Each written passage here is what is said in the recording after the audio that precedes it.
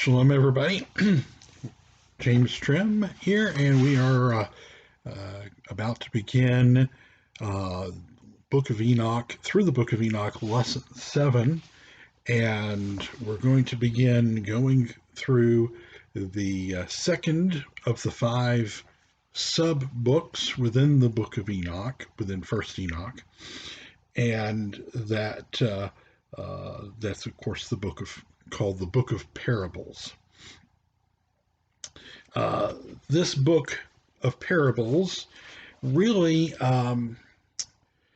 launches off from the Book of Watchers, and particularly it launches off from chapter 14 of the Book of Watchers, where Enoch has had a vision of the throne room, and chapter 14, and there's a figure on the throne that calls to him and says in verse 24, "Come here, Enoch, and hear my word."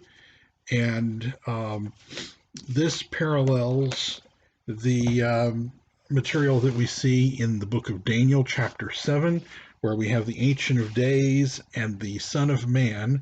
We have thrones, plural, set up, and the Ancient of Days and the Son of Man. The Son of Man comes before the Ancient of Days. The entire book of parables, that is sort of the backdrop for the entire book of parables.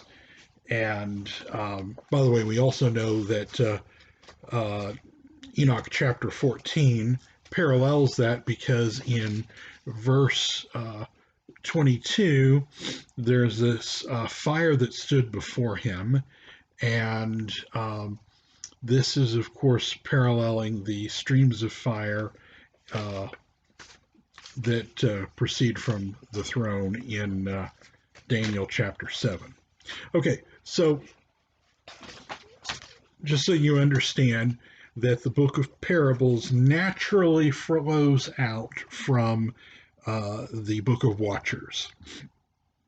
There are those that believe the book of parables doesn't actually belong in the book of Enoch because we found 7 fragmentary copies of the book of Enoch in the Aramaic version in the Dead Sea Scrolls, and not one of those fragments covered the material in the Book of Similitudes, it's also called, or the Book of Parables, and portion. And it survives in its entirety, this portion, only in the Ethiopic language. That said, Melech, who was in the Dead Sea Scroll original team, he was in charge of the Enoch Scrolls, had come to the conclusion that a book known as the Book of Giants stood in place of the Book of Parables in the Qumran version of the Book of Enoch. However, in the end, most scholars have disregarded that view or disagreed with that view, and it is widely held amongst many scholars that, in fact, the Book of Parables does, in fact, belong right where it is in the Book of Enoch. I would suggest that it belongs right where it is in the Book of Enoch because it naturally flows from Enoch, First Enoch chapter 14, is sort of foreshadows the book of Similitudes, or the Book of Parables, which begins in chapter 37 of the Book of Enoch. And chapter 37 is a sort of prelude or an introduction to this new section. And it starts in verse 1. It says, "The second vision which he saw." Now, there are 2 ways to view this material. One is that the Book of Parables is describing the same vision and giving it in more detail. The other view, which I think is better supported by this phrase, the second vision which he saw, is that kind of like peeling back the layers of an onion, or going back and doing a tour the second time and they already know that you've been there the first time. You get the more in-depth tour. I think that's more like what's happening here. So this tour, this visit that we see, the second vision, by the way, it's also a vision. And as we have been covering, that means that it's not to be taken literally. The things that Enoch sees here, like the things that he sees in the Book of Watchers, are like the vision that we see in Acts chapter 10 or in Daniel chapter 7, where Daniel sees a vision of a four-headed leopard. Well, it's, the four-headed leopard represents something. In Acts chapter 10, Kepha sees a vision of a sheet with unkosher animals on it. And we find out as we read forward that the vision, these were symbolic and they represented something. So these visions represent certain truths. And this is why it's called the book of parables or similitudes. So chapter 37, verse 1, and by the way, we have, as usual, our handouts here, serves as the introduction. The second vision, which he saw, the vision of wisdom, which Enoch, the son of Jared, or Yared, the son of Mahalalel, the son of Kenan, the son of Enosh, the son of Shet, the son of Adam, saw. So this genealogy is what this brief review of genealogy is what's really being referenced in Jude chapter 1 verses 14 through 15, where 1 Enoch 1:9 is quoted, and it says, Enoch, seventh from Adam, prophesied, saying, and here we have in chapter 37 verse 1, we have Enoch being listed as demonstrated as the seventh from Adam, which is clearly what's being referenced in the book of Jude. And this is the beginning of the words of wisdom which I lifted up my voice to speak and say to those which dwell on the earth, hear you men of old time, see you that come after, the words of the set apart one which I will speak before Yahweh Zevaot. It were better to declare them only to the men of old time, for even from those that come after me, we will not withhold the beginning of wisdom. Till the present day, such wisdom has never been given by Yahweh Zevaot as I have received according to my insight, according to the good pleasure of Yahweh Zevaot, by whom the lot of eternal life has been given to me. Now 3 parables were imparted to me, and I lifted up my voice and recounted them to those that dwell on the earth. Now this usage of the word parable is like that which is used at the very beginning of the book of Enoch, and is not the traditional English usage that we're aware of. It's the usage, it's used in the Tanakh, I believe. Balaam, I think, refers to it as a parable. At any rate, sometimes the word parable is used, or the word that we translate parable is used to refer to a discourse, and not necessarily to what we think of as a parable. All right, so there are, verse 5 gives us a sort of outline for the book of parables, and it tells us that there are 3 parables, if you will, that are going to be related to us in this book. You'll see in your handout, you see the 3 parables of the book of parables. And the first parable is 1 Enoch chapters 38 through 44. The second parable is 1st Enoch chapters 45 through 57, and the third parable is 1st Enoch chapters 58 through 71. This is not brain surgery, or, it's not difficult. The text tells you this is the first one, this is the second one, this is the third one. So it lays out the outline for itself. And we're only going to be dealing with the first parable today. I hope to complete the first parable in today's teaching. We'll see how far we get. Sometimes we get in depth enough that we don't get as far as I intended. Okay, the first parable, beginning in chapter 38, verse 1. While we're still introducing the book, before we get into the first parable, next thing on your handout says 4 titles of Messiah in the book of parables. And in the book of parables, you'll see the Messiah presented with 4 titles, really a 5th one, wisdom, that we'll see in today's study, but it's not made clear internally within the book of Enoch that wisdom is revealing the Messiah, but we will find in today's study that it is. And then you have the righteous one, the anointed one, or the Messiah, the chosen one, and the Son of Man. And this is where you really get into the Son of Man before the Ancient of Days, just like you see in the book of Daniel chapter 7, and implicit in 1st Enoch chapter 14 in the book of Watchers. Also, you'll find that as we go forward and study, that the righteous one and the chosen one are each associated with groups.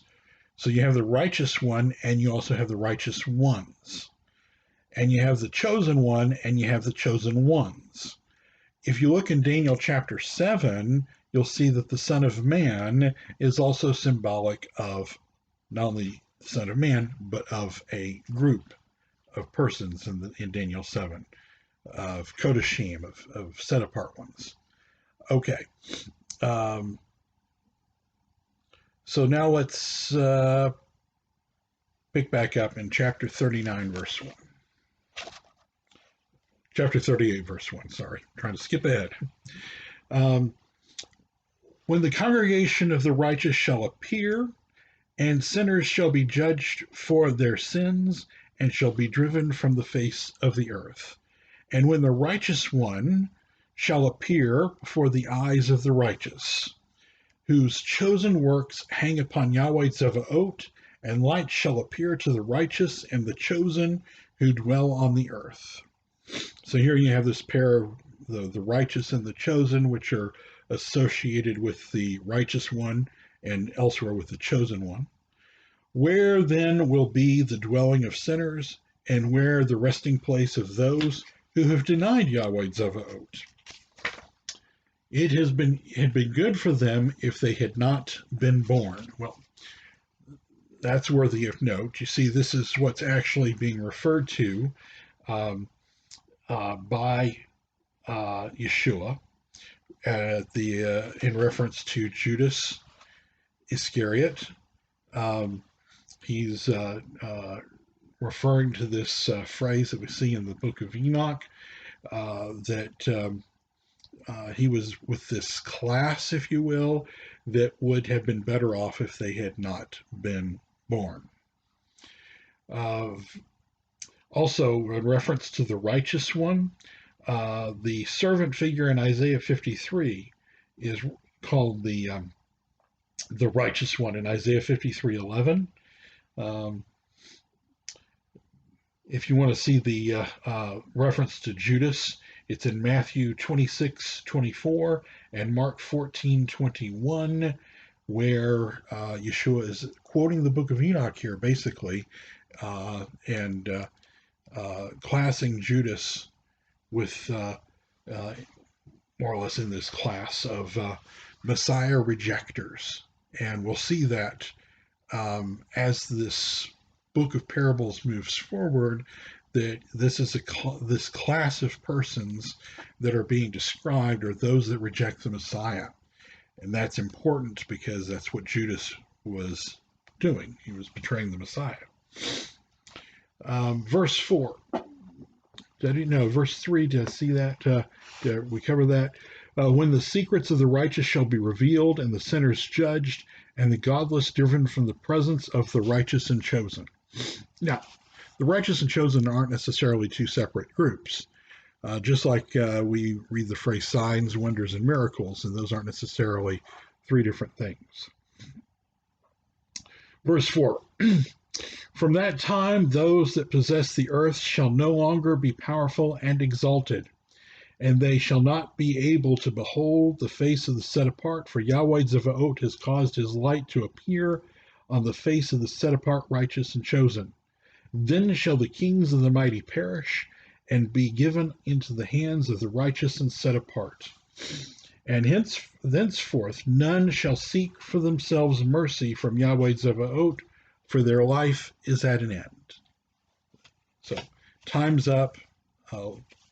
Last call for chesed, for mercy, is the setting here. Chapter 39.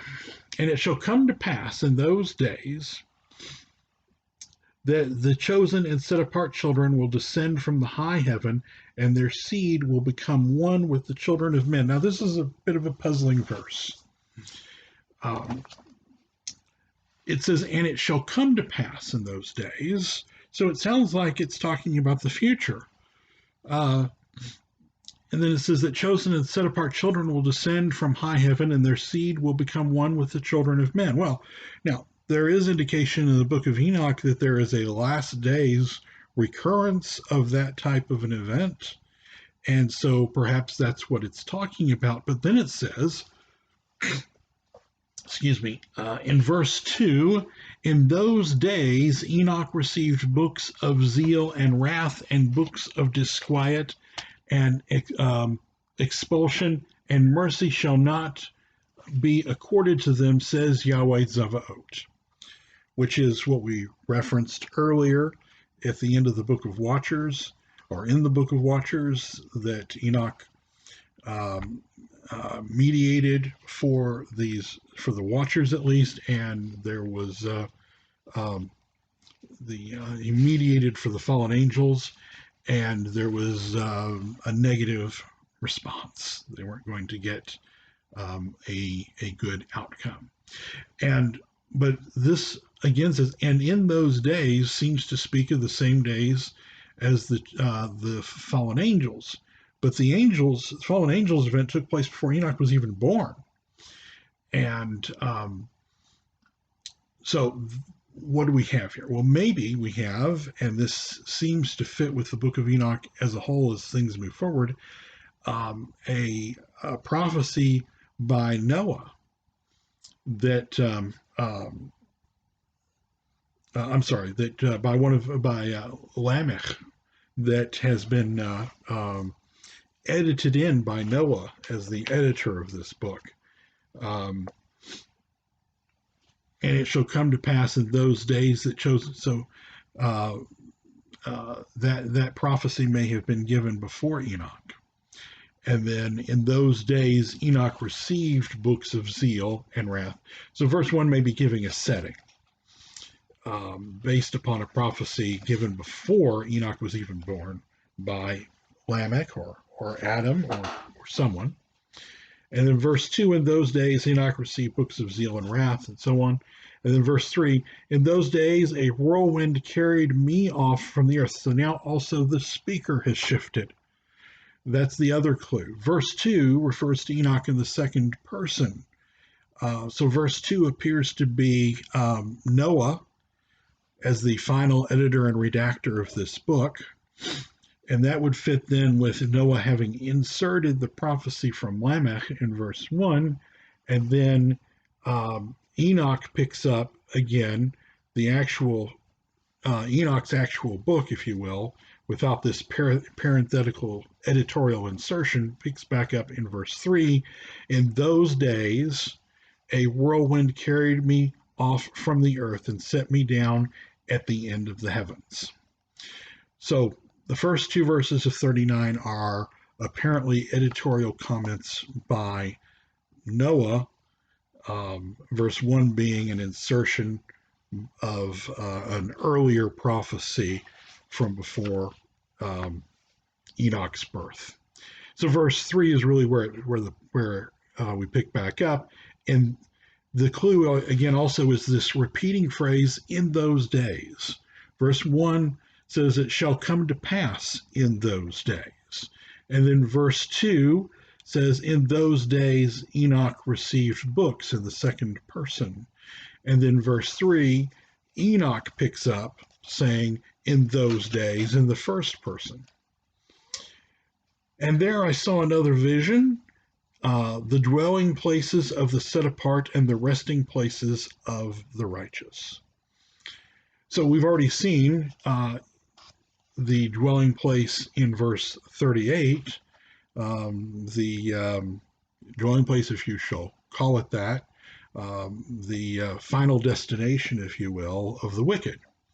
In verse 5, in chapter 39, we're going to see the dwelling place, the final destination of the righteous. And here my eyes saw their dwelling with his righteous angels, and their resting places with the set apart, and they petitioned and interceded and prayed for the children of men, and righteousness flowed before them as water, and mercy like dew upon the earth. Thus it is among them forever and ever.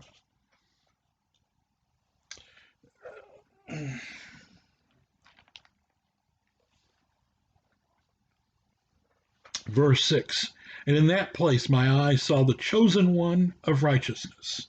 So now we see the chosen one, another title of the Messiah, and these will be revealed as titles of the Messiah ultimately in the book. And in that place my eyes saw the chosen one of righteousness and of faith, and righteousness shall prevail in his days, and the righteous and chosen shall be without number before him forever and ever.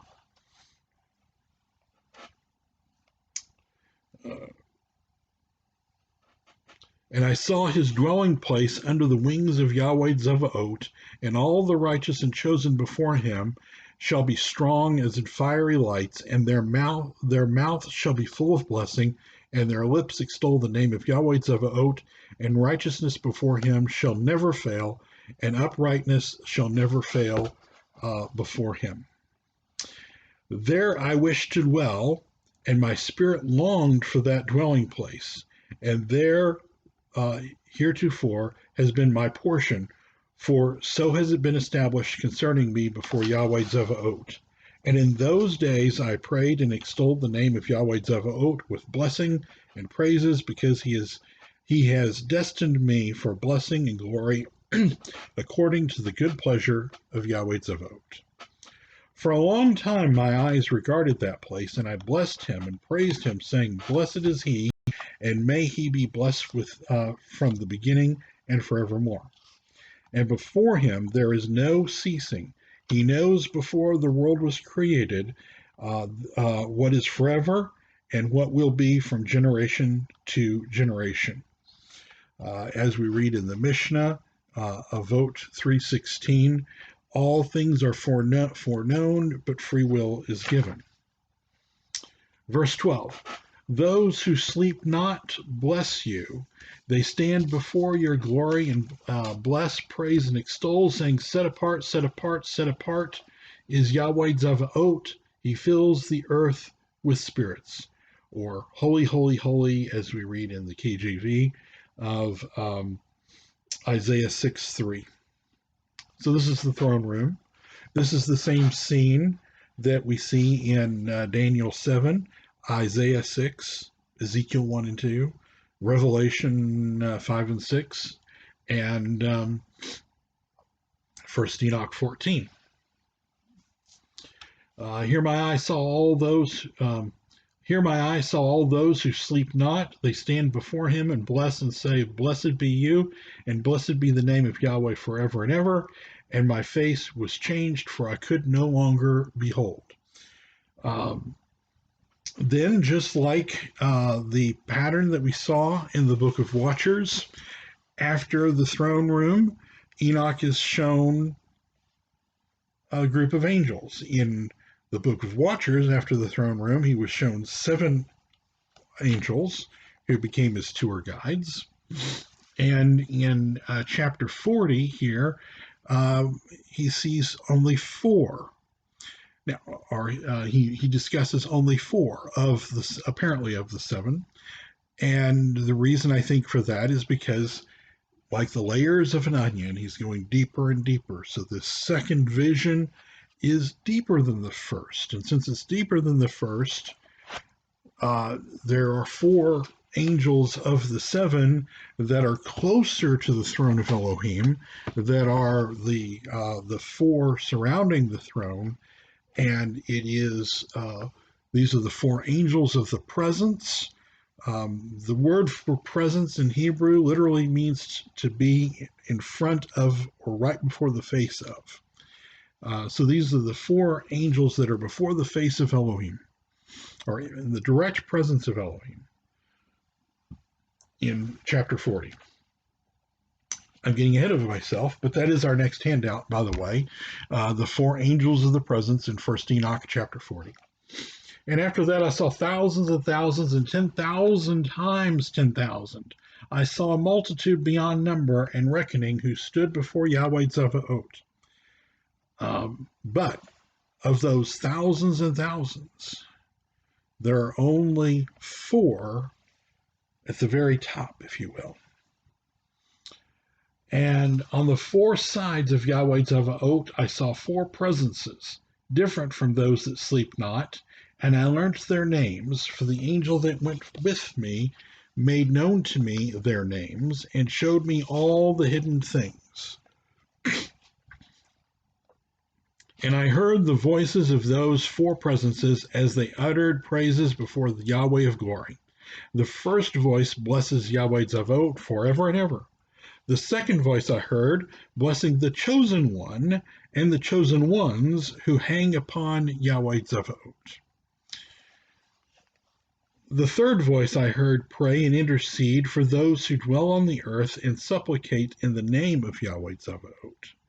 And I heard the fourth voice fending off the Satans and forbidding them to come before Yahweh Zevaot to accuse them who dwell on the earth. Now, Satans, notice, is in the plural. We tend to think of Satan as a proper name, and that is actually false. Satan is not a proper name or a proper noun. Satan, or Satan in Hebrew, literally means adversary or enemy, and it usually appears with the definite article Hasatan, the adversary, or it often appears with the proper noun. You never put a proper noun on a name in Hebrew, okay? So that's right off tells us that it's not a proper noun. The book of Enoch tells us that there is more than one Hasatan, more than one adversary. In fact, Hasatan probably indicates one primary Satan, the leader of them all, perhaps. And there's good argument to be had that that is a reference to Azazel, whom we have encountered previously.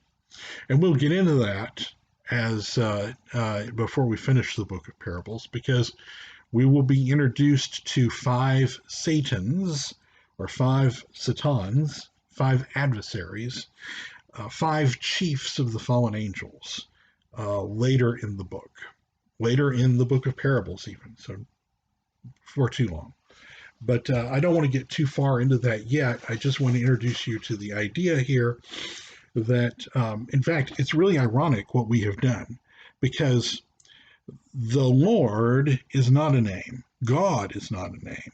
Those are titles. Elohim, Hadon, or Adonai. Those are titles. Yahweh is a name.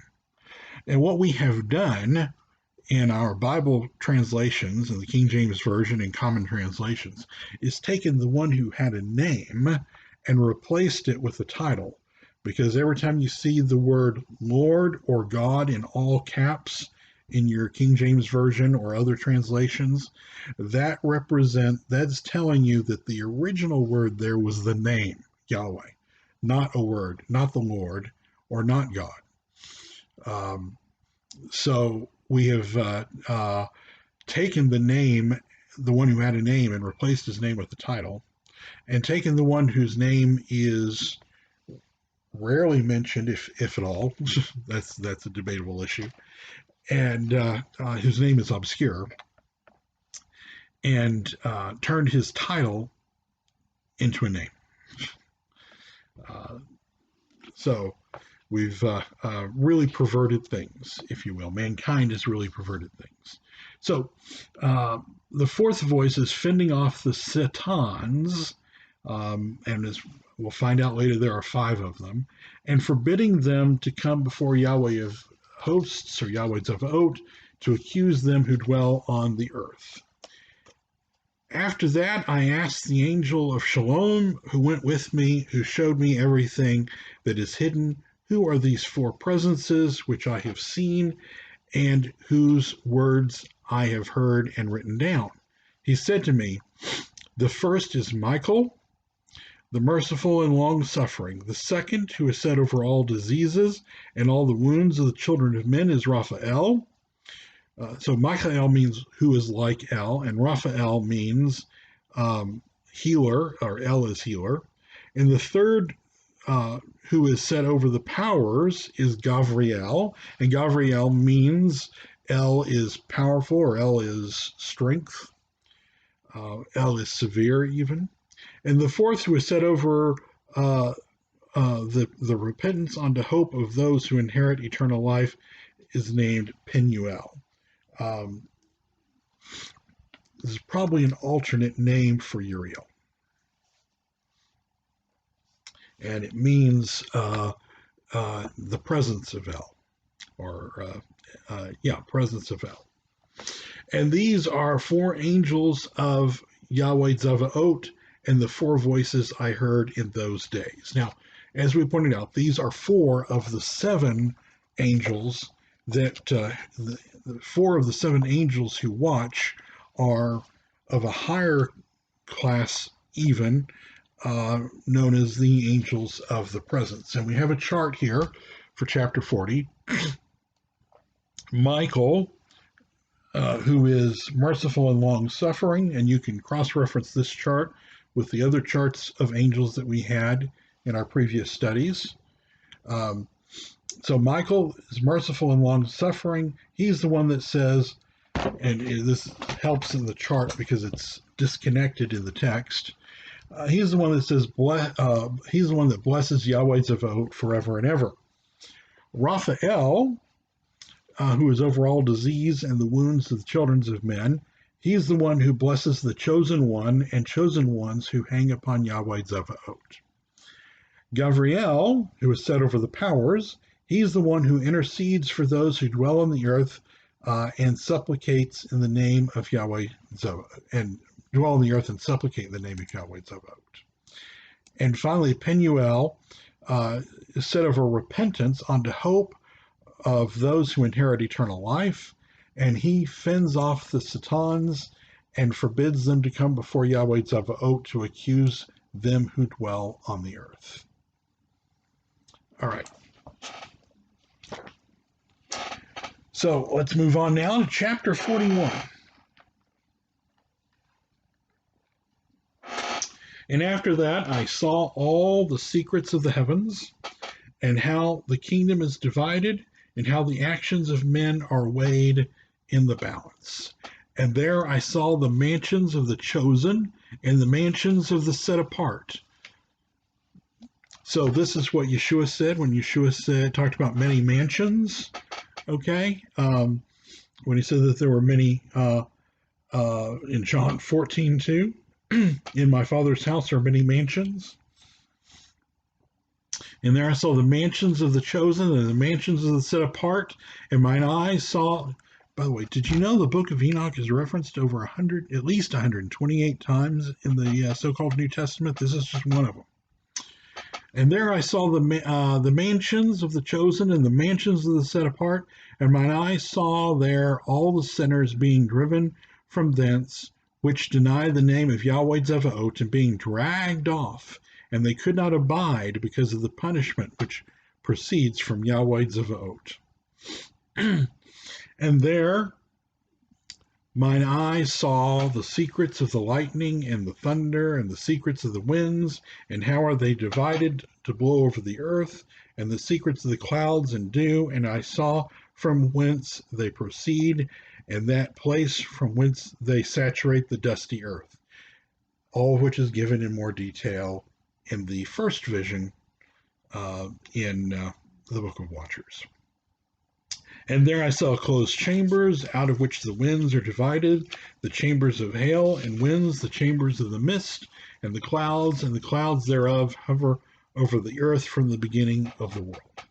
And I saw the chambers of the sun and moon, whence they proceed, and where they come again, and their glorious return, and how one is superior to the other, and their stately orbit, and how they do not leave their orbit, and they add nothing to their orbit, and they take nothing from it, and they keep faith with each other in accordance with the oath by which they are bound together. And this foreshadows the book of the astronomical book, the book of the book of the astronomical book, which will come later. First the sun goes forth and traverses his path according to the commandment of Yahweh Tzavaot, and mighty is his name forever and ever. And after that I saw the hidden invisible path of the moon, the hidden invisible path of the moon. In other words, it's hidden when it's on the other side of the earth. Enoch's well aware that the earth is a sphere. This becomes apparent when he talks about orbits and such. And after that, I saw the hidden invisible path of the moon, and she accomplishes the course of her path. Moon is feminine in Hebrew, and sun is masculine. That's why it's his and her.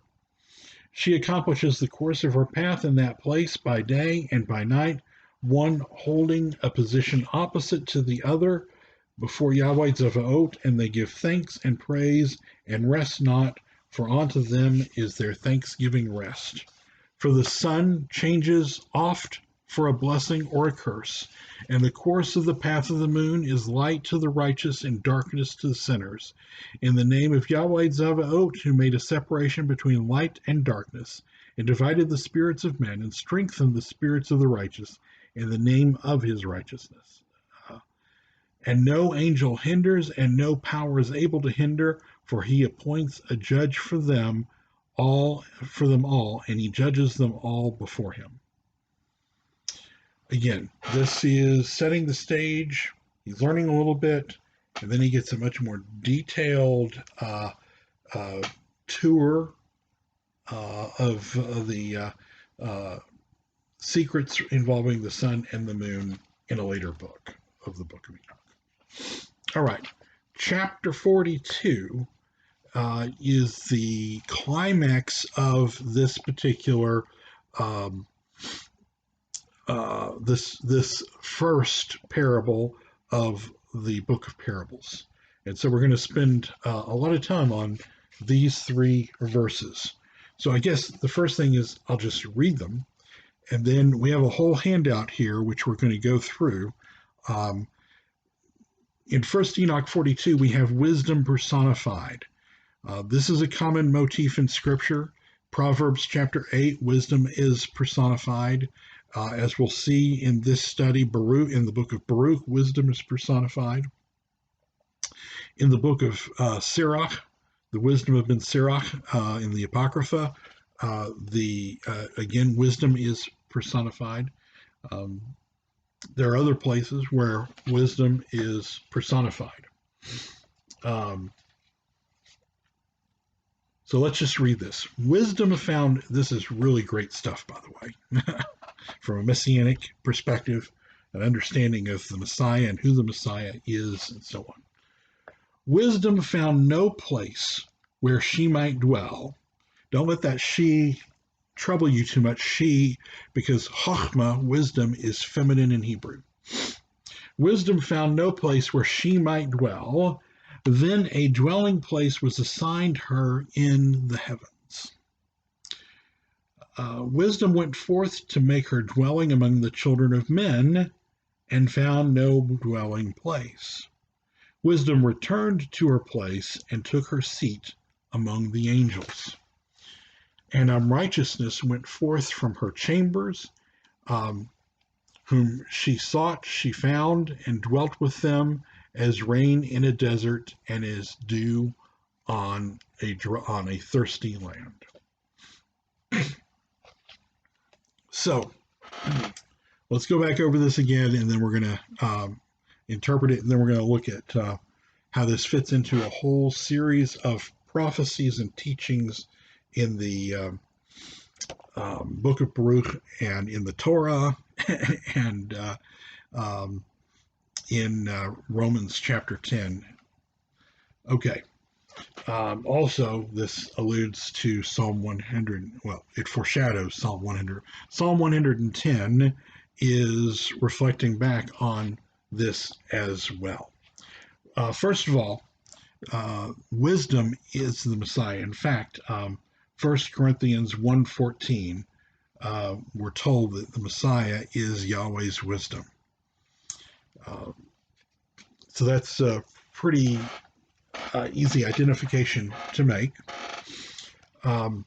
Wisdom found no place where she might dwell. Then a dwelling place was assigned her in the heavens. Wisdom went forth, so she leaves the heavens and makes a dwelling among the children of men. So she comes and she visits us, or the Messiah, because he comes and visits us as the personification of wisdom. But he found no dwelling place. We couldn't tolerate him, and so wisdom returned to her place. He was crucified here. Wisdom returned to her place and took her seat among the angels. So then he ascends and to the right hand of Elohim, as we see. Psalm 110 lays out these same ideas about the Messiah coming to the earth and then going back to the heavens. Okay, now let's look at the book of Baruch. Let's look at our handout. Wisdom Personified, first Enoch 42, and we're now going to look at Baruch. The book of Baruch is a book in the Apocrypha, and it says in Baruch chapter 3, verses 29 through 30, who has gone up to heaven and taken her, wisdom. It's talking about wisdom. If you look up in the verse a little bit, or up in the book of Baruch, it's talking about wisdom. Excuse me. Who has gone up into heaven and taken her and brought her down from the clouds? Who has gone over the sea and found her and will buy her for pure gold? Then the book of Baruch goes on to say, let's back up before we jump there. This is obviously referring back to the Torah.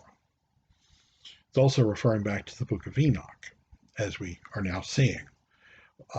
Simultaneously to the Torah, which is also referencing the earlier book of Enoch. So in chapter 30, starting in verse 9, and Yahweh your Elohim will make you overabundant in the works of your hands, in the fruit of your body, and in the fruit of your cattle, and in the fruit of your land for good. For Yahweh will again rejoice over you for good, as he rejoiced over your fathers. If you shall hearken unto the voice of Yahweh your Elohim, to keep his commandments and his statutes, which are written in this book of the Torah. If you turn unto Yahweh your Elohim with all your heart and with all your soul. For his commandment, this commandment which I command you today, it is not too hard for you, neither is it far off. A lot of people will say that you can't keep the Torah. The Torah is too difficult to keep. It's impossible for a man to keep the Torah. So if we can't keep the Torah, why bother, if you will? And that's theology, actually, amongst some Christians. And there's a direct response to it right here in the Torah that says, it is not too hard for you, neither is it far off. Don't say the Torah is too difficult. Don't say it's too hard to keep. It's not too hard. If you're saying the Torah is too difficult to keep, you're calling Yahweh a liar. It's that simple. Because he says it's not too hard for you. Verse 12, it is not in, and here's where it gets familiar.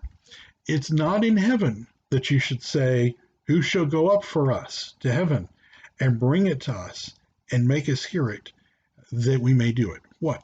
This book of the Torah is what it is in context. That's going to become important later, so understand that.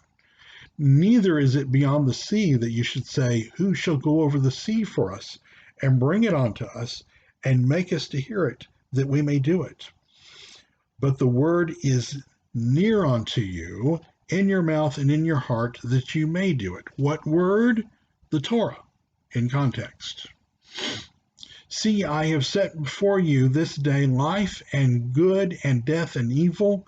So I command you this day to love Yahweh your Elohim, to walk in his ways and keep his commandments and his statutes and his ordinances, and you shall live and multiply, and Yahweh your Elohim shall bless you in the land where you go to possess it. And going back to the book of Baruch, a few lines later, still talking about this personification of wisdom, chapter 3, verses 29 through 30, afterwards she appeared upon earth and lived among men. Oh, that's sounding like our book of Enoch here, chapter 42, about wisdom. Afterwards she appeared on earth and lived among men.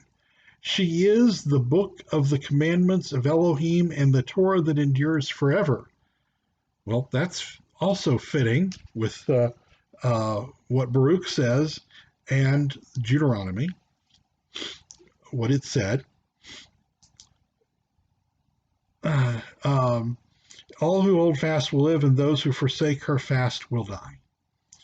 And so that takes us to 1 Enoch chapter 42, verses 1 through 2. Again, one more time I'll read it. Wisdom found no place where she might dwell. Then a dwelling place was assigned her in the heavens. Wisdom went forth to make her dwelling among the children of men, and found no dwelling place. Wisdom returned to her place and took her seat among the angels. And as I said, that is referencing Psalm 110.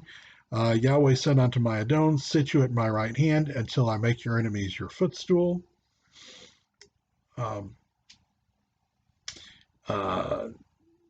And really all of Psalm 110 if you read it.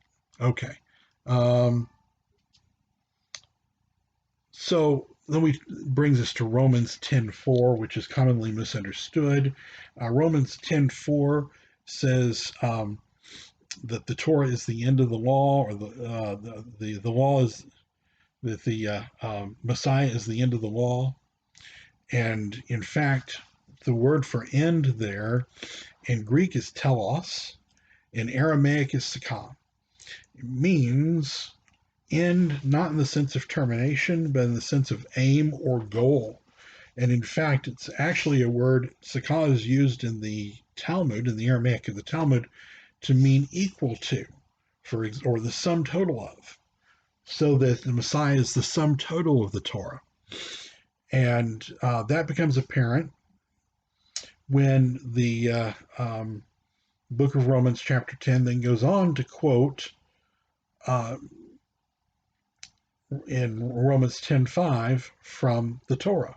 It says, for Moses thus, in verse 5, for Moses thus wrote of the righteousness that is by the Torah, he who does these will live by them.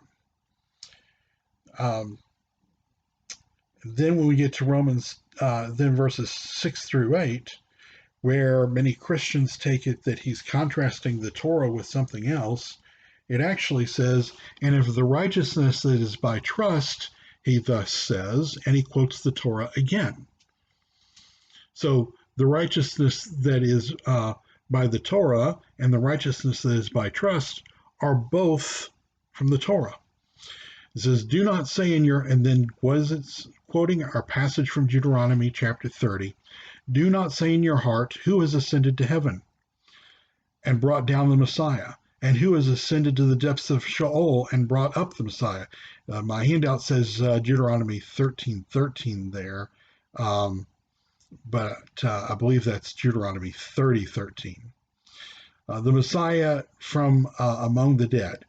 But what does it say? The answer is near to you, to your mouth and to your heart, Deuteronomy 30:14, which is the word of trust that we proclaim. But remember when Paul was teaching the Bereans in Acts chapter 7, it says that the Bereans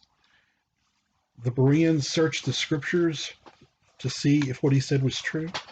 And what scriptures did the Bereans search? Well, they searched the Tanakh, the so-called Old Testament, because that's all they had. They didn't have a New Testament yet, to see if what Paul said was true. So we should be looking at what Paul says, and when he quotes the Tanakh, we should be looking back at the Tanakh to see the context.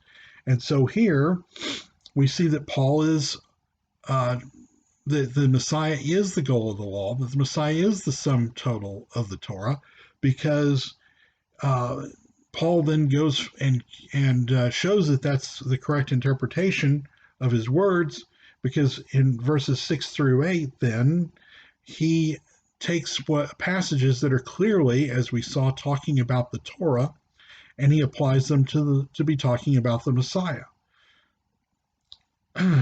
Because in Deuteronomy 30, it was the Messiah who didn't have to be brought.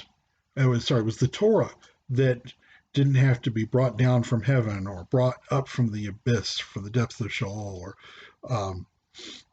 that was near to us, and that the word of trust or word of faith that we proclaim, that Paul is saying that we, himself included, were proclaiming, in context of Deuteronomy 30, that word of faith is the Torah. According to that word of faith was referencing, if we look back up to Deuteronomy 30,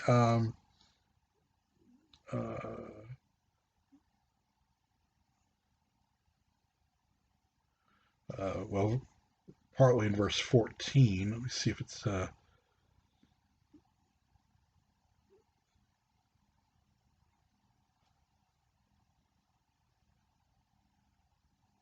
verse 14. This word is very near to you in your mouth and in your heart, that you may do it. So this word of faith is the Torah. Okay, let's get back to Romans.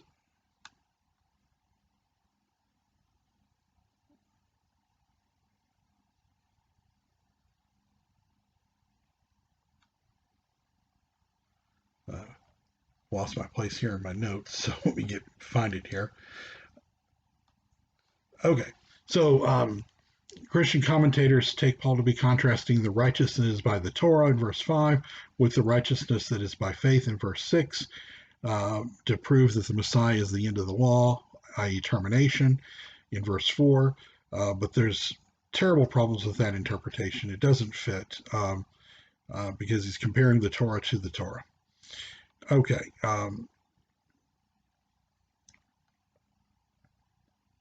See here. I'm going to skip on down, kind of get back. I have a paragraph here in Baruch. You can read all this in more detail later.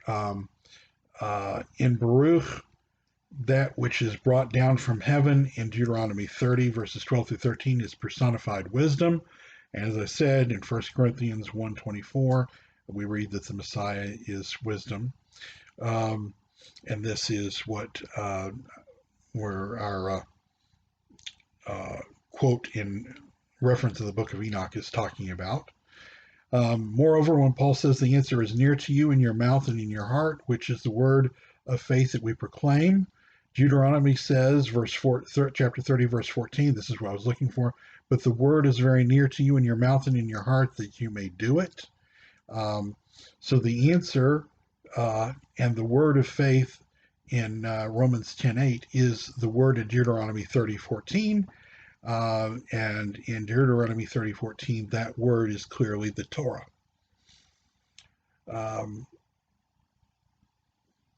We find that 30 verse 15 through 16 parallels the meaning of Leviticus 18:5, so that we can see that Paul is citing the two passages together, not because he is contrasting them, but because they are teaching the same thing. So he's not contrasting them, he's actually following the fourth rule of Hillel and building a rule upon two passages. And then finally, if we look back to Romans 10:6, which is quoting Deuteronomy 30:12, we look closely at the phrase Paul quotes, "Who shall go up for us to heaven?"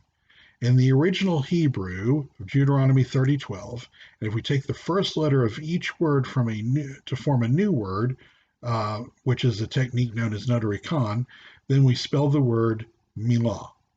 In other words, and I actually put the Hebrew down there in the handout, and if you were able to print it in color or look at it in color, you'll see that the first letter of each word there is in red and spells milah, which is word. It also means to fulfill. Also means circumcision. And if you take the last letter of each of those words, it spells Yahweh. So we have the word of Yahweh here embedded in the text in the Hebrew. So, just as the Tanakh identifies the Torah as the way and the truth and the life and the light, and my handout we give references here, and the Word, the Ketuvim Netzarim, the writings of the Nazarene, identify Yeshua as the Messiah, as the way, the truth, the light, and the Word, because Messiah is the Torah incarnate, and appeared on earth and lived among men, Baruch 3:29, which is also what the first opening passages of the book of Yochanan are talking about. In the beginning was the Word, and the Word was with Elohim, and the Word was Elohim, and the Word came and dwelt with men, became flesh. First 14 verses of the book of Yochanan. So this brings us again, one more time, back to Enoch 42. Verse 3, "And unrighteousness went forth from her chambers, whom she sought not she found, and dwelt with them, as rain in a desert, and as dew in thirsty land." And Paul goes on to quote Isaiah a little further down in Romans 10, saying, "And Yeshayahu was bold and said, I have sent those who did not seek me, and I was found by those who did not ask me." Wow. That is referencing the material in 1 Enoch 42:3, which is telling us that Paul in Romans 10 is great chachma, very, very, very wise. He is bringing together 1 Enoch chapter 42, Baruch, the book of Baruch, and Deuteronomy chapter 30, and he is bringing all this material together. And the quotation in Romans 10:20 from Isaiah 65:1 is parallel to 1 Corinthians 42, 1 Enoch 42, verse 3, which tells us that Paul has 1 Enoch chapter 42 in mind. Oh, okay. That's the end of the handout.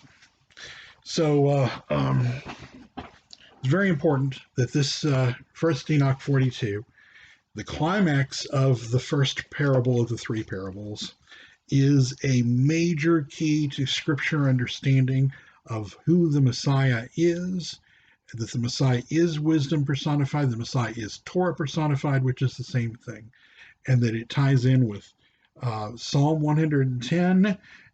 It ties in with Romans 10, with the book of Baruch, and with the Torah itself in Deuteronomy chapter 30. All right, moving on to chapter 43 in the book of Enoch. And I saw other lightnings and stars of heaven, and I saw how he called them by their names, and they hearkened unto him. And I saw how they are weighed in righteous balance according to their portions of light. And I saw the width of their spaces and the width of their appearing, and I know and how their revolution produces lightning. And I saw their revolution according to the number of the angels, and how they keep faith with each other. And I asked the angel who went with me, and he showed me what was hidden. What are these? And he said to me, Yahweh Zavaot has showed you their meaning as a parable. These are the names of the set apart who dwell on the earth and believe in the name of Yahweh Zavaot forever and ever. So that tells us what the lightnings and the stars in heaven represent. Also, another phenomena I saw in regard to the lightnings, how some of the stars rise and became lightnings and cannot part from their new form.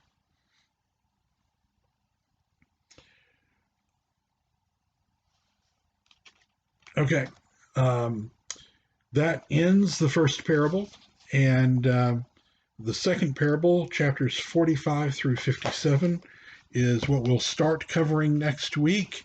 We'll see how far we get into that. The first parable was the easiest to cover, or the shortest, I think, the simplest. And so we may not cover a parable a week like we were able to cover today.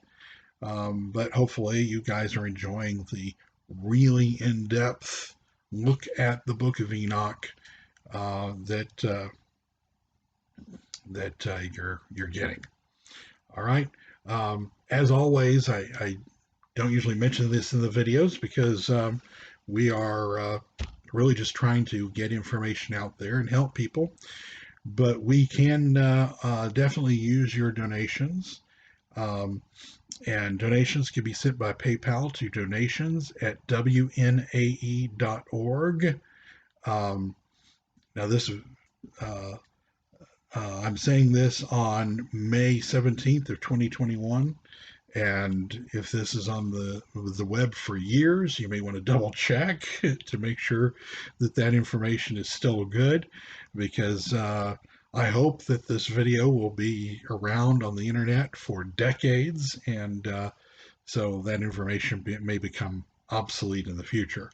But today, we definitely need your financial support, and you can do that by sending funds by PayPal to donations@wnae.org.